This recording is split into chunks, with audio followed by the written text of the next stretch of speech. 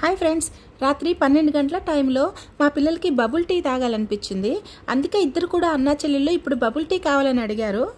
ఆ టైంలో bubble tea కోసం వెళ్ళాలంటే మా ఇంటి దగ్గర నుంచి అక్కడికి దాదాపు ½ అవర్ పడుతుంది. ఈ ఏరియాలో బిల్డింగ్స్ అన్నీ చాలా పెద్ద పెద్దవిగా ఉంటాయి. రాత్రిలో అయితే ఇంకా అందంగా కనిపిస్తాయి. మనం ఫోన్లో చూడడం కన్నా రియల్గా చూస్తే ఇంకా అందంగా కనిపిస్తాయి.